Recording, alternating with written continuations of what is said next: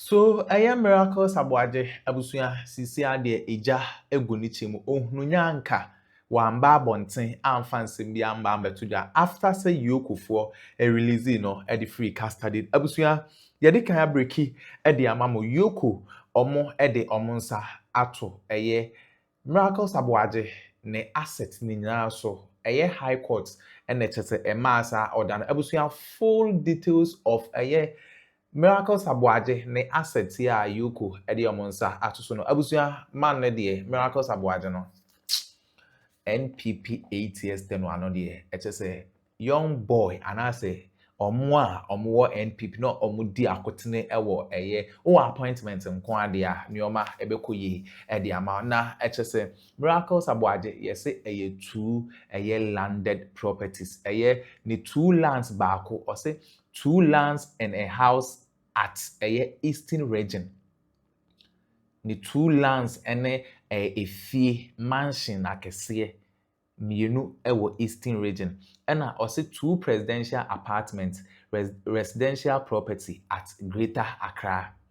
Oba Greater Accra so you say owo 2 presidential apartments. You can't say presidential apartment abusuya na say enye apartment ketwa Miracles Aboagye former Dr. Bawumia and aide na Bawumia akra so de abusuya and you say osanso residential property and na me bank account in put the abusuya some money and some catch ye kan enye osanso of 5 bank accounts akese for the full details aba ebepe say ebe mako na mako akotie ensema e cause so our political highway so high court freezer wa freezy Miracles Aboagye ne eye assets abusuya ya beda mase mommy yanko na yanko nkoti ya ba ya dey aka to so unsubscribe ya subscribe na hit on the notification bell so send be any update be ever drop no onso onsa every to me akabi. Increase in fares is back on the table because 2 cedis off diesel is not enough. Away from that, a high court in Accra has confirmed an order freezing 5 bank accounts and 4 landed properties belonging to Dennis Miracles Aboagye as part of a wider freeze covering accounts linked to one Gerard Apia and the company Hillside Piggery and Meat Processing Limited. The order was granted on an application filed by the Economic and Organized Crime Office. Dennis Miracles, the former executive secretary of the Interministerial Coordinating Committee on Decentralization, was arrested in connection with alleged stealing and misappropriation of 55 million cedis of public funds by EOCO. Now, Miracles, who denies the claims, however, has seen his accounts and properties frozen as part of investigations ongoing into the matter and other claims against him.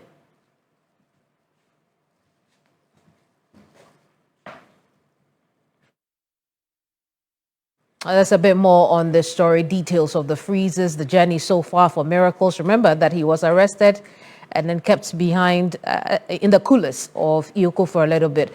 Mahama is going to show us the journey so far and what we are learning about the property freezes, bank account freezes. Mahama, what do we know? Right, so the journey does start somewhere in July, right? Around July 14, we were here where Christian Yale was at the EOCO head office. He had been arrested upon his return to the country. The NPP had issued flyers, amongst many other things, seeking an explanation as to why he'd been picked up, right? This is what EOCO told us after that he was arrested in connection with a former accountant general Apia in connection with investigations into alleged financial and procurement irregularities at the Interministerial Coordinating Committee on Decentralization. And I'm going to skip this part because the third slide is where the meat is, right? Investigators suspect the misappropriation, misapplication, diversion, and theft of approximately 55 million cedis in public funds. The suspects are being investigated for conspiracy to steal, stealing, and using public office for personal profit. Other alleged offenses including causing financial loss to the state, dissipation of public funds, defrauding by false pretenses, and money laundering, as well as other suspected offenses. So this was the details as EOCO provided and sought to explain a bit more as to why he had been picked up. Now, subsequently, he was granted bail in the regions of around 50 million cedis thereabout, with sureties and landed properties. Those conditions were met. Now, upon his release to bail, due to bail, Miracles Aboagye denied flatly that he had ever been spoken to whilst he was with the EOCO about this 55 million cedis. And subsequently, when Kemeni spoke to the Deputy Attorney General, he mentioned specifically that what Dennis Miracles Aboagye was saying was not accurate. And in fact, investigators did ask him about that 55 million cedis. But fast forward, what are we learning? What we're learning, amongst many other things, is that a court has confirmed the freeze orders against properties belonging to Dennis Aboagye, right? What are these? Now, we're talking about 2 landed properties, right, in the eastern region. 2 in the eastern region. Land and a house in the eastern region. Then in the Greater Accra region, 2 landed properties again. Residential apartments and residential properties as well as 5 bank accounts. All have been frozen by EOCO and have same been confirmed by a court of law as we understand today. And so as we speak, the investigations are continuing into Dennis Miracles Aboagye in connection with Gerald Appiah, who were both with that committee on decentralization at the presidency over 55 million cedis and other related matters. But the freeze order has been confirmed by the court, and that is what we know at this particular point in time in relation to Miracles Aboagye and the freeze order. Our phone lines are being worked and as well to establish a response as well from him in relation to this particular subject matter. But with that, let's have a quick chat with Daniel Fenyi, who speaks for the Ghana Education Service. Daniel, I appreciate the time this afternoon. I want us to look at the grading systems that we have seen come out, anytime results come in. Is the service happy about the outcome of the exams to start with?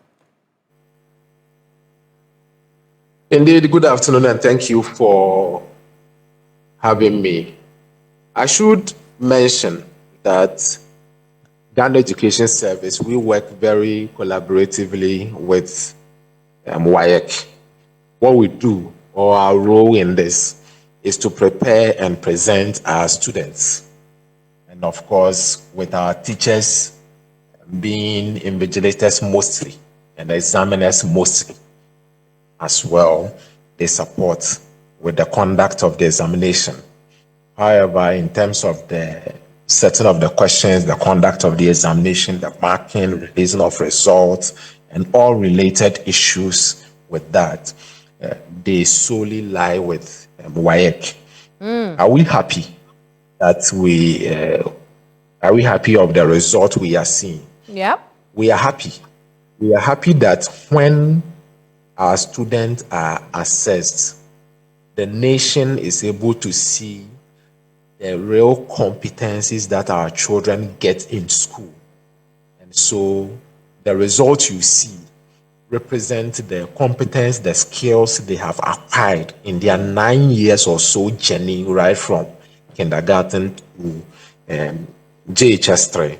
So we are happy that we are able to conduct examination in a fair environment, meritorious process.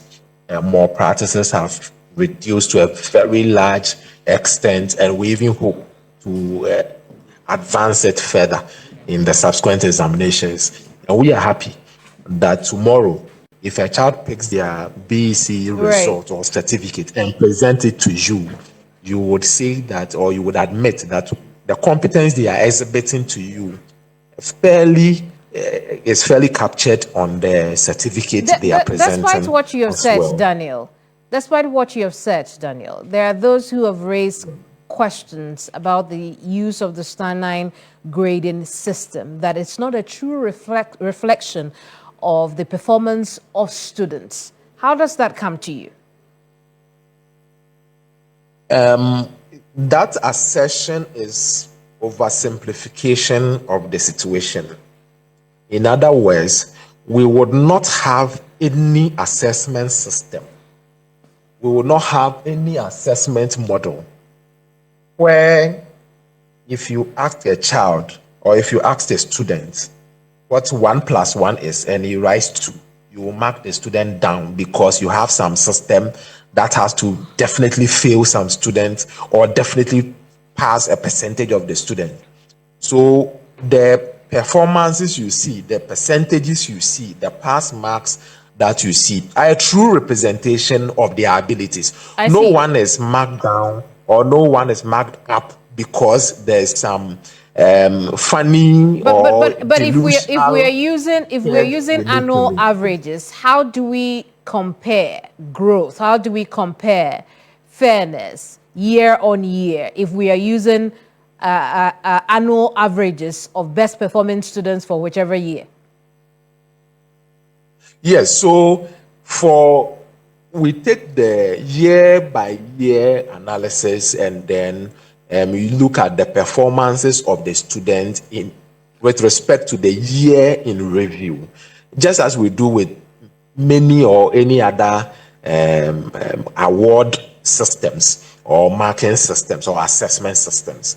And so let no one think that if a student gets 1 in a particular year, it means that they may be brighter than a student who also scored 1 in a different year, just because they believe there's a system that checks these students and their performances.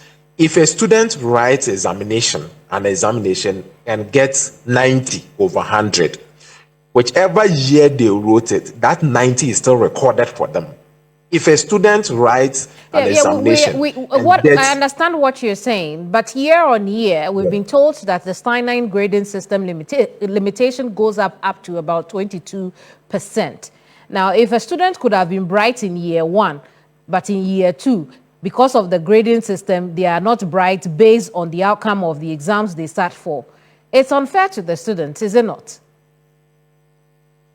A bright student is not reduced, or the grade of a bright student is not reduced because there's an assessment system that makes sure that even if you are bright, your brightness comes down.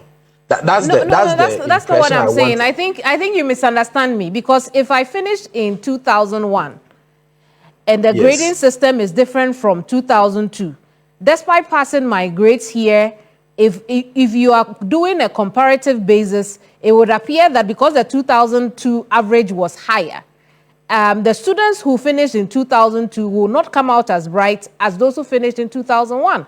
Do you understand me? And that is the impression I want you to erode from your mind. Why so? That there's no assessment system in this world that reduces the brightness or the competence of any student who has sat the exams. But the result of paper is what tells it.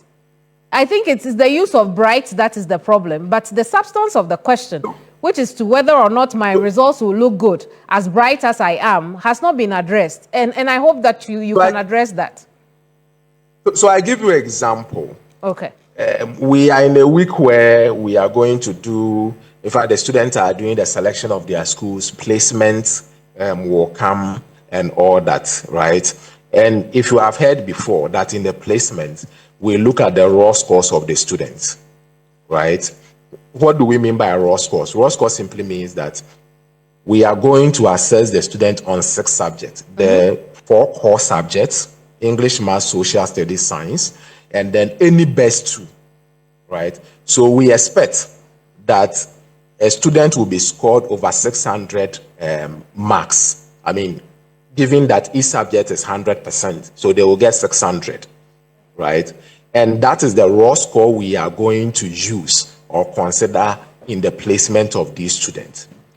If a student scored, let's say, 500 over the 600, or if a student scores, let's say, 550 over 600, and that is the real competence of that student, right? So they are so good that they are able to score 550. Very well, Daniel.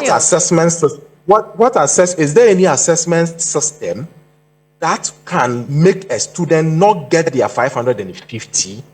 And that's what I'm answering, that no, the assessment system itself does not reduce the marks or the quality or the competence of the students in question. And that is an impression that has been created for a very long time, as though the assessment system. Very well, Daniel. I'm afraid I'm out of time on this, but let's agree to disagree. We'll pick up this conversation another time. Thank you so much. Daniel Fenyi speaks for the Ghana Education Service. More on the story later. Now, the Public Utilities Workers Union, PU, of the Trades Union Congress says government's decision to appoint a transaction advisor to facilitate private sector participation in the Electricity Company of Ghana and the Northern Electricity Distribution Company is a show of bad faith. The union says the move undermines ongoing engagement over the future of the two state-owned power distributors. In a statement issued today, August 3, PU says it has submitted a comprehensive alternative proposal to the Ministry of Energy and Green Transition after being invited to present solutions to the challenges facing ECG. What are these solutions and what more has PU been saying? Here's what we know, right?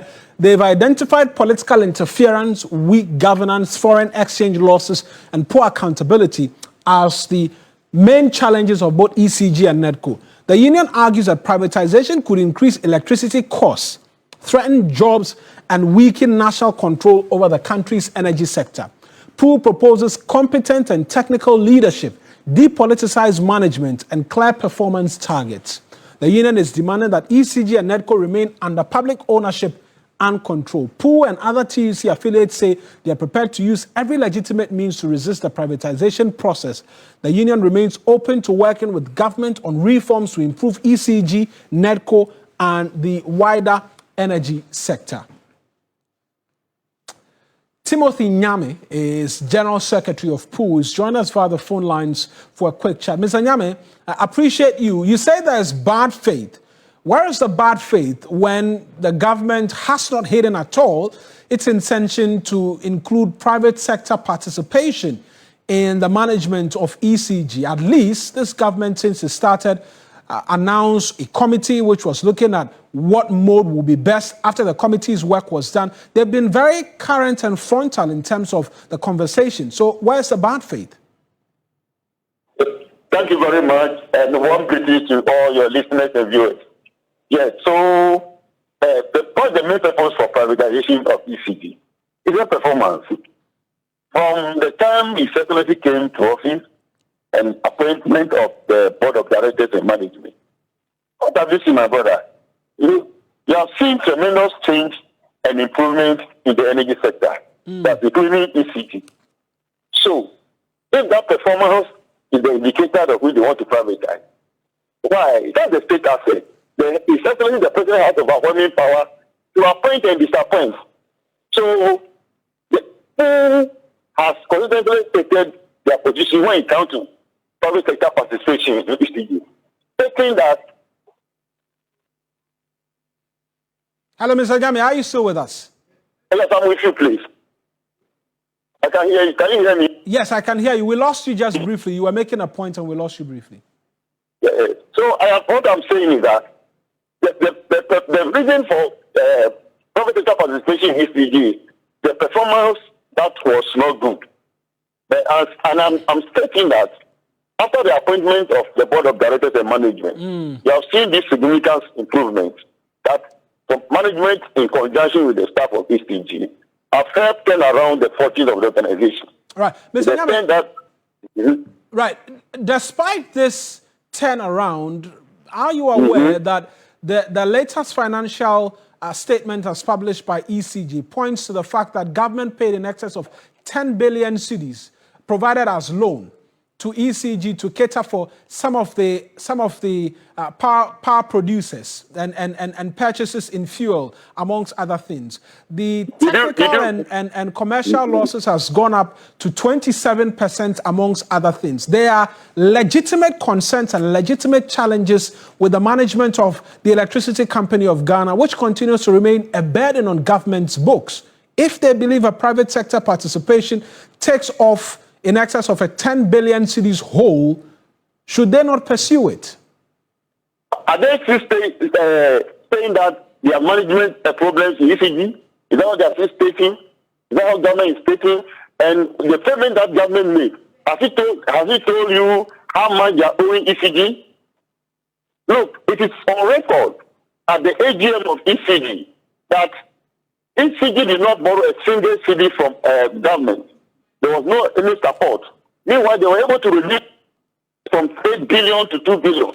You know the record high performance after the increased revenue from 900 million to 2.1 billion as we speak now, with the stable power supply, with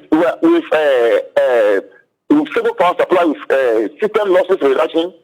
Is that what they are saying? Yeah. Let us be realistic. That the reason why they go to public is not more relevant. At the AGM of ECG, government itself applauded ECG for this tremendous performance. So what justification are they bringing? If you have paid debt on behalf of ECG, let us quickly look at how much you are owing, how much damage is owing ECG. That they have not actually stated. In spite of the tremendous reforms, right? ECG lost about 14.35 billion cedis in 2025, operational losses, right? Despite the fact that the forest did some magic in terms of helping the bottom line amongst many other things. 14.35 billion cedis in operational losses. Mr. Nyame, it can be better, can it not? Are they saying that? So no, does it mean that I'm actually reading the financial statement of ECG. These are not conjectures or anything. Financial statement from ECG. I'm also having the financial statement of ECG. Right. So look, quickly, let's go to the financial position of ECG. So have you seen the previous performance against this current performance? No. Are you watching it? Mr. Nyame, the argument is whether it can be better, whether it can improve, whether we can go from in excess of 14 billion, because this continues to be a whole. 14 billion cedis, someone has to pay for it. So can we make it better?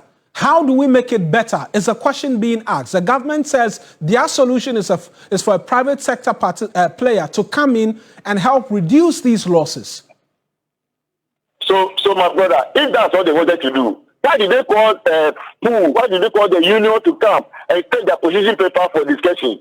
Why have they reneged on that decision to do with this?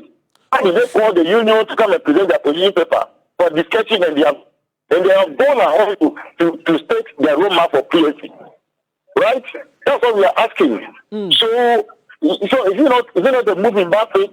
If you tell me that, my brother, I should meet you here, I should meet you as a media general, and I come and say, we are going to Kumasi, is that not acting in bad faith? That's what government has done. Right. And we are taking our position and saying that, look, if you know that you want to go ahead and do something, go ahead and you also hear from us. But you don't call us to come and sit down and produce something for you for discussion. Then you leave it down and go ahead and go and present this paper to Ghanaians on the floor. I mean that's a fair point, right? That's a fair point as to why you're being asked to come to the conversation table and then the government is going ahead. But the critical question, from the perspective of workers, pool, how do we turn around ECG such that operational losses of 14.35 billion cedis become a thing of the past? Look, what I'm saying, I don't know where you are reading from, but if you take the financial position of ECG as at 2025, you will see that the losses have reduced. ECG losses have reduced from 8 billion to 2 billion and a little over 2 billion. Right. That is the performance that you are seeing. Look at the financial report. I was in AGM and I don't know why the media were not invited. You can see the performance and applause that the Ministry of Energy, the Ministry of Finance, and other stakeholders were giving. So long as the performance of ECG is concerned, then you wake up the following day and say that no, ECG is still debt reading. Look, it takes the collective effort of management, government, and the workers of ECG. That the destiny of ECG should be in the hands of Ghana. You don't need to bring a private sector, a government entity. You say that tomorrow we should send a Minister of Energy and Gas Transition to the Foreign Secretary. Somebody should come for his house and come and manage the ministry. Right. Is that what you are saying? Is that what you are saying? No, the indicators of good performance is there. And you can recall that later part of last year, the managing director of ECG was given several awards for his performance. And so, what we are demanding that ECG to make ECG stand as spelled out in our position paper, which we send to government, who requested for it. Right, so, Mr. instead of calling us, appreciate you go ahead to appoint the treasury advisor. Right. I appreciate you. I'm sure we'll have the chance to speak a bit more in relation to this subject matter, because it's not the last we're going to be having a conversation in relation to this matter. But that's Timothy Nyami. He is the boss of the Public Utilities Workers Union, speaking to us in relation to the privatization of, he's a general secretary, right, of POO.